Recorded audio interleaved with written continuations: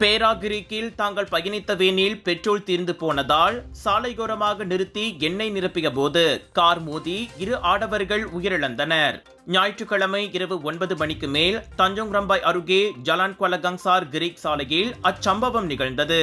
இருவரும் வேனில் எண்ணெய் நிரப்பிக் கொண்டிருந்த போது அவ்வழியே வந்த புரோத்தோன் வீரா கார் முன்னால் இருந்த புரோத்தோன் பிரீஃப் காரை மோதுவதை தவிர்க்க முயன்றது.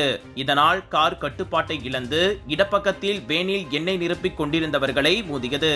அதில் 30 வயது முகமது ஹயாட் முகமது டாவூட் சம்பவ இடத்திலேயே உயிரிழந்தார். வேன் ஓட்டுநரான 45 வயது முகமது ரொஸ்மான் கசாலி கிரிக் மருத்துவமனையில் மரணமடைந்தார். மற்ற 2 வாகனங்களில் இருந்தவர்கள் காயமின்றி உயிர் தப்பினர்.